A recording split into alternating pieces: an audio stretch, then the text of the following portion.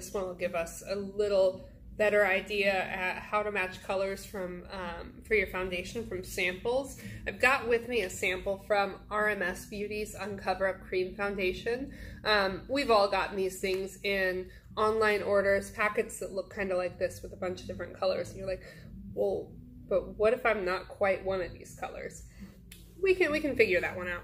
So what we're gonna do, because in my other video you couldn't really see the difference, and I think you'll be able to see the different colors on me in this one. We're gonna pop open our sample packet. I've got 4 colors out of a whole bunch. There's a ton of colors of this particular foundation, and see where I'm at with it. Open sesame.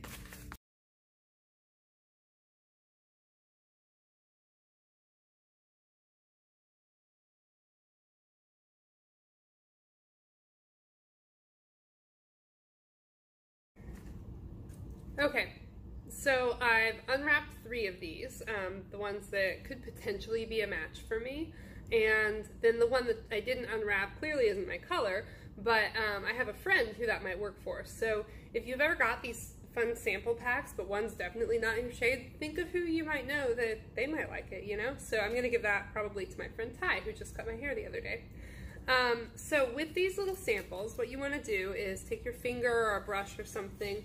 I'm actually going to use a little spatula to scrape a little bit out and swatch it on my cheek like this. I'm going to do 3 stripes, and I'm going to keep them in order of how they are in the package. So that was here, this is here, and the third one, let's see. So what we can see here is, forgot to set my mirrors for you guys, we can see that the first shade's really light, the second shade is maybe okay, it still looks really light, but let's see what happens when we blend it out. And the third shade actually seems to blend in, but to me it seems a little dark. I don't know if you can see that or not. So what I'm going to do is take a cleanish finger and blend out most of each of these lines, and they can go different directions, but I'm going to kind of blend out the bottom half. And you might ask, well, why isn't she taking it down to her neck? Our neck and our face are different colors. Also, this hardly ever sees the sun, while this does. So you want to find what more or less matches your face, and at the end of the day, you're going to smooth and blend right here at the bottom of your jawline to make sure it doesn't leave any kind of a line. But why would you match your neck when your neck's a completely different color than your face, you know? So as these are blended out, it looks like this first one, to me, looks a little bit orange, but really close, really, really close. This one looks like it blends in really nicely. The second one, but maybe it's a tiny, tiny bit light. So maybe I need like a mix between those two. And this one looks really paper white to me. So I'm gonna go with no, unless maybe I turn into Elsa from Frozen in the winter, but yeah, no. So what we can do from here is I've got 2 potential matches. I'm gonna wipe the foundation off and just do like a half a face almost, or a half a cheek on each side, since I have enough in that little container. And here, we don't need to do a full face wash, just buff enough so you can't really tell what was there. And now that we've got 2 good potential matches, I'm also gonna kind of wipe off, buff off whatever was on this side. And then we can go and blend a little more foundation in. So I was kind of between 33 and 22 and 33 and a half in here. So I'm gonna get my fingers in. Ooh, this is nice soft foundation. It kind of like melted under my fingers. And this is 22. I'm just gonna blend like this part of my face, look under my blush, but in towards my chin. And we can see that it's blending in really nicely when it's in a larger area. Let's get that little red spot here. and blend down your jaw just a little. No need to paint your neck. That looks really good to me in this mirror.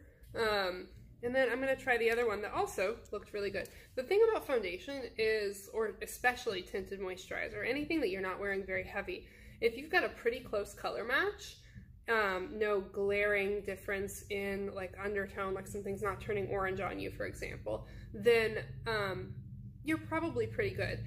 You want to be really, really exact when you're wearing like a full coverage, a full face, like for an event or something. Then you really want to make sure that you've got an exact match. But anytime you do something sheer, that's also why, like, if you see a, let's say a tinted moisturizer brand that only has a handful of shades, it's because they're really sheer. So it doesn't matter too much if you're spot on when it's heavy in a big heavy stripe. It matters how it looks when it's blended out. So this also looks really good to me from here. And that's normal, to be able to kind of swing two different directions with your foundation. I'm gonna hold this mirror straight out and see. They're so close, but also it's summer. I know I'm only going to get more tan, so I would actually go with the darker of these, which isn't particularly dark, but this one called 33.5 in the RMS Uncover Up Cream Foundation. And that is how you match. But I also like the 22, and that is probably, actually it is my winter color, I know because I've used this before. That's how you do color matching.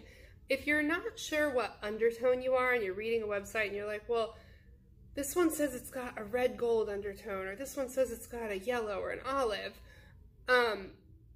use the pictures and just use the color guide. Like here, I could, if I wanted to, hold this color guide up and see that 33.5 here in the stripe doesn't quite look right. Maybe 22.5 looks better.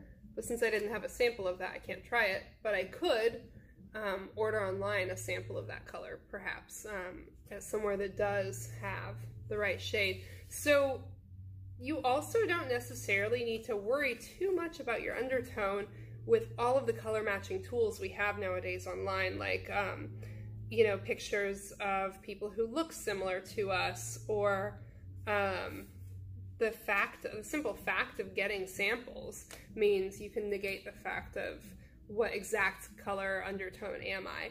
On top of that, undertones and color names are really subjective. So while you might be the lightest color in one brand of foundation, you might be the third color in on another. You might be beige in one color foundation, and you might be, I don't know, eggshell in another. You might be caramel in one brand compared to another brand. Caramel could be like a medium golden reddish color, but in another brand, who knows, it might be a darker yellow undertone color. So really sampling and trying foundations actually on your own skin is the most important way to see how it's going to look on you. So cool. Thanks guys. Have a good day.